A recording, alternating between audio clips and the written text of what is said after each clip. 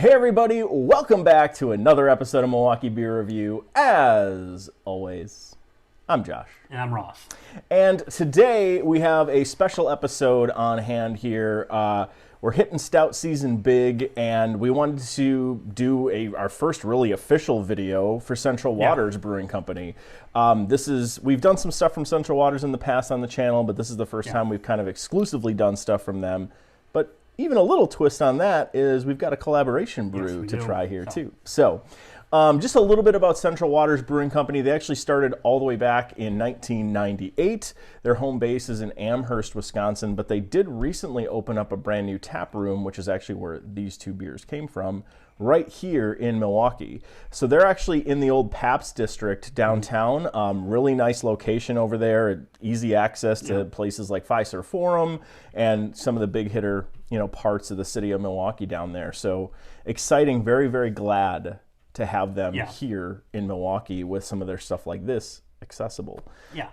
So Molly and I actually got to go to the Amherst location. It was our first time up there. She surprised me, took me up for my birthday, and awesome location, nice big space, really good outdoor area. We actually went up there just to go up there, and we happened to be there for the day they released Toppling Waters. So it was just kind of a coincidence. We were trying to figure out why it was so busy, and then we saw that was on tap, and we figured out why real quickly. Yep. And then we also did go to the new location on opening night.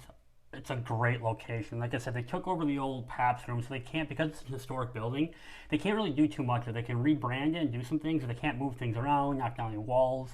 So in that way, the structure was already there. It was really nice. They were actually able to open pretty quick. It was only a couple of months since they announced that they were open up. Great spot. They have a nice little beer garden outside with some fire pits and everything.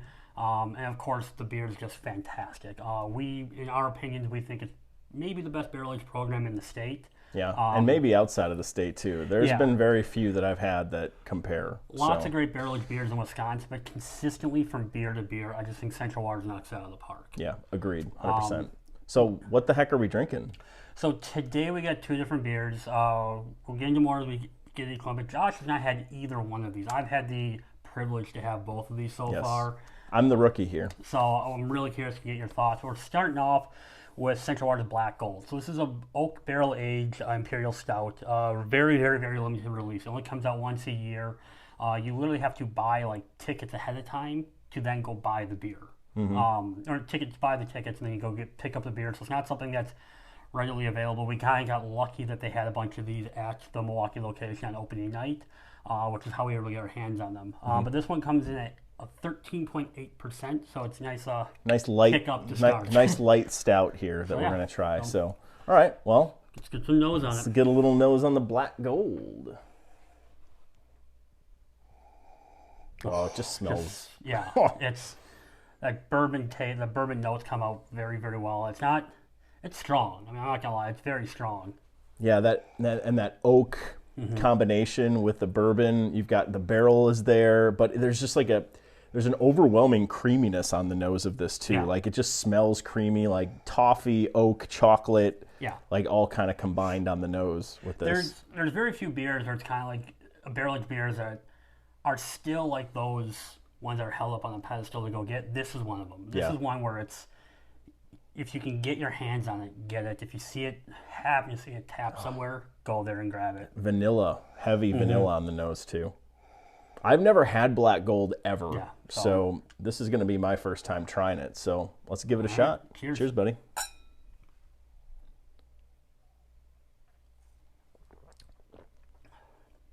Oh. Thoughts? I mean, hold on, let me have another sip.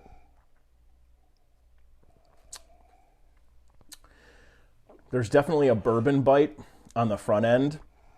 This is traditional as traditional can be, barrel-aged Imperial Stout. Bourbon bite, a little bourbon bite on the front end. Out the back you get vanilla, chocolate, almost like a little bit of a toffee note to it, a little bit, but the oaky characters are there, the vanilla characters are there. I don't know what kind of bourbon barrels these were aged in. I'm guessing Heaven Hill or... I don't know, actually. Yeah, but solid bourbon barrels. I mean, the aging on this is really, really good. I mean, this is fantastic. It's really good. This is the definition of a slow sipper beer. For sure. I mean, as this one warms up that bite gets a little less, and those vanilla notes start to come out more and more. It's just such a well done beer. I think we joke around a lot, not joke around, but we talk about like, oh, this is a beer to transition into. This is a beer like if you don't like this, you have to like bourbon barrel beer to like this beer. If you don't like them and you jump right into this, you'll hate this. Yeah, So this is one where it's definitely gonna be. I'm not gonna say a refined palate, but it's a palate who enjoys these beers. Yep. So well, that bourbon bite is there on the front. It smooths out really quickly. It's not there on the end. Like there's no bite to it. It blends in with this beer really well. Out the back end, it's just kind of a creamy bourbon forward, chocolate and vanilla forward stout. I mean, this just hits every mark you'd expect from a barrel-aged stout. I mean, and if they released this on Black Friday, like a lot of the other breweries do, I mean, you'd have people screaming the same way, probably even more. So no, it's really good. So if you got to put this on the score, 1 to 5, Untappd. What are you giving this? I'm putting this at a 4.5. 4.5. I just think it's everything you want it to be. It is not my favorite barrel-aged stout I've ever had. I don't know if I can quite put it up there, but a 4.5 is a darn good score. This is just a solid beer. So I'm a little tick ahead. I have it at 4.75. Okay. It's such a good beer. It's so well done. And just the exclusivity of it, I think, helps make it that much better. Where it's like, I probably won't be able to drink this again for quite a while. Yeah. So it's really just that good. We do each have one more in our cellars, so we'll hold on to those and hug them tightly. Hug them tightly. Good stuff. That's a pretty good start to this. Yeah. So up next is a special brew, and this is called Toppling Waters. So interesting note on this. This is another barrel-aged imperial stout, but what's different about this is this is brewed with maple syrup and is also double barrel-aged. So this is in 2 different barrels as well as brewed with maple syrup. So it's going to have a little bit of a sweeter component to it, those maple characters. Now this one that we're drinking here, if you take a look at the fancy cap, is the Central Waters version of this Toppling Waters beer. So this is a collaboration with Toppling Goliath Brewing Company. They're based out of Iowa. And so they brewed this together. It's been sitting in barrels now for a few years, and we've got a little treat here. Yeah. So Toppling Goliath, again, another great brewery that I've followed for many years. They put out some really good stuff. I'm very curious to see what comes out of this. This is another one of those rare gems that is hard to find, and you happen to grab some here in Milwaukee when they did the opening. So this one, per their site, comes in at 17%. So, you know, we're jumping it up just a little bit. I mean, that's a little heavy, but, you know, still on the lighter side. So let's get a little nose on the Toppling Waters. Ooh. So similar to the last one. Yep. A little bit more of a bite, though, in my opinion. I think it's very similar notes, but there's just a bit uptick in that bite from that bourbon. I'm getting actually a little bit less bourbon. Really? Like on the nose for this, to me, there's like a little bit less bourbon character. I'm getting more sweet. I don't know if it's the maple syrup in this that's kind of coming through on the nose a little bit more for me. That's why I'm getting the opposite. So. I think it's almost like maple syrup vanilla I'm getting more on this. I got more chocolate, I think, on the Black Gold. This I'm getting a little bit more vanilla, and maybe it's that maple syrup that's adding some sweetness. And maybe that's deadening the bourbon for me on the nose. But it smells excellent. Yeah, it smells fantastic. So. All right. All right. Cheers, bud. Cheers.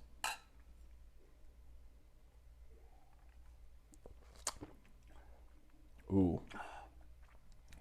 Ooh, the maple syrup's there. Yeah. It's subtle though. It's not like something like the breakfast stouts that you'll find that have like a really super heavy maple syrup character on them. It's well blended in here. God, 17%, really? Mm-hmm. It's a dangerous 17% because he doesn't taste it. You taste the bourbon, it's there.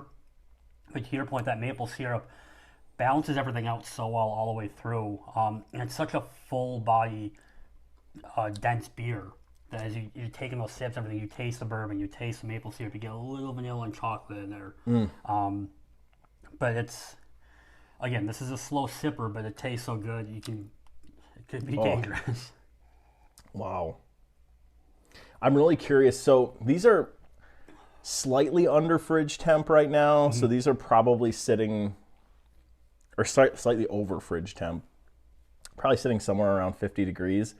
I'm really curious to see what these are like when they warm up a little bit too, because they are a little bit colder than I think is ideal temperature for these right now. So I'll be curious to see, but this is really good. I'm actually a little bit disappointed in the lack of maple character on it, though. Like, I almost want there to be a little bit more, since they do call it out. I want it to be there a little bit more, but that's not saying this is bad. Yeah. This is absolutely fantastic. This is a great beer.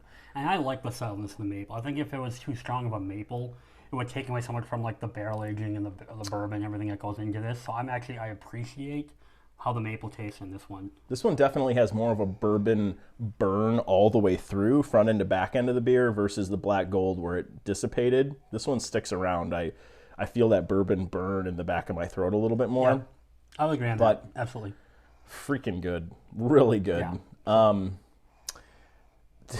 So to be honest, I'm going to go a 4.5 on this one too. I'm not like, I'm blown away by how good it is, but I'm not blown away in comparison to others I've had. Actually, one that I had recently, I had a double barrel from Three Sheeps recently that I think might even be a step up on this, to be honest. That's a good comparison. It's a really good comparison. We'll get to that one in a later video, so I don't want to go too much in depth on that.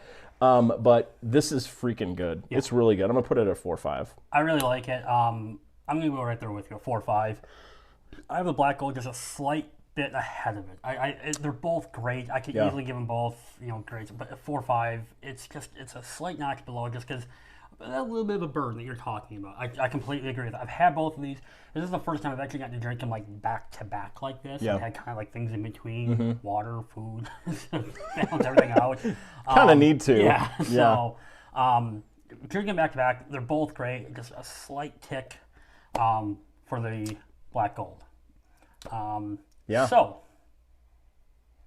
I was a little bit jealous because I've had these beers before, and I like to try new things. Yes. And you got to try these for the first time. So I figured, what are you doing? Why not you and I both try beer for the first time today? So, I got a little surprise for you. What are you doing? Don't worry. Wow, I had no idea this was coming. And I thought he accidentally took those glasses out, by the way. Nope. So, Black Gold did some variants this year. What is this? So this is Black Gold with chocolate, marshmallow, and cookies. Oh my God. This comes in at 13%. I have not had this. So this was a bit of a surprise when I got this. I got this from my brother. Thank you very much for this. Okay, I'm really pumped. I don't know if they've done variants in the past. I don't know if this is the first time I've ever seen a variant off the Black Gold. So I thought this would be kind of fun for us to do. We're going to die tonight.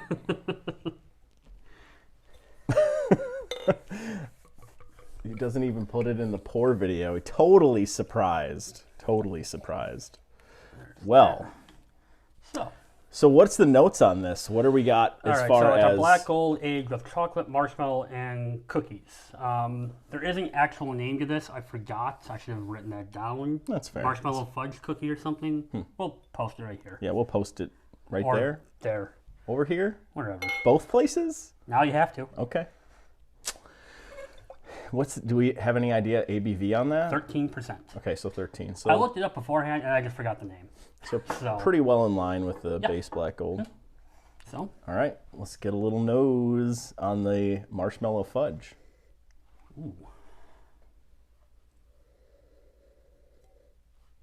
Ooh. More chocolate, obviously, on this one. Yeah, there's definitely more chocolate for sure. I'm not getting a lot of bourbon, actually. Not as much. I mean, it's going to be covered up. I mean, we just did it after the Toppling Waters. Fair point. So. But I didn't get that much bourbon on the Toppling Waters on the nose either. To your point, chocolate and sweetness definitely higher on this than the base Black Gold. Otherwise, I mean, it's the same beer with some adjuncts, right? So it smells good. Whoa. All right. Well, cheers, buddy. Thanks. Mm-hmm.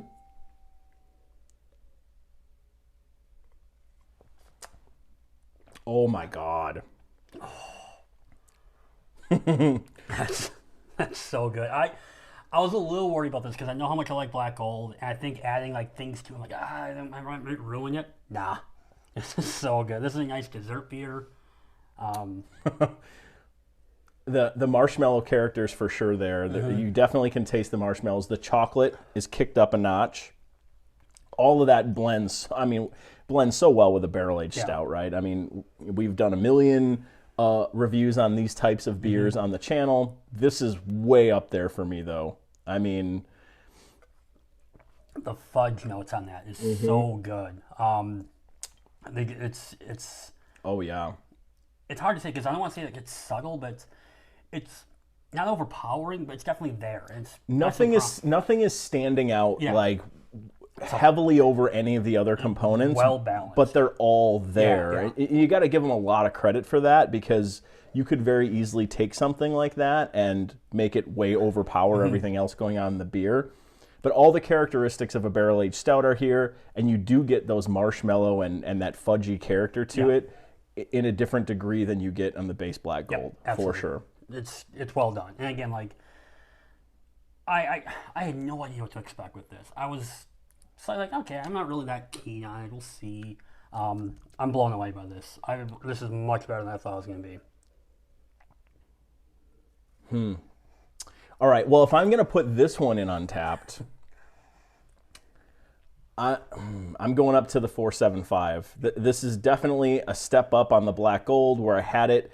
It's not a perfect beer. I have yet to find one that I'm willing to give that 5 category to.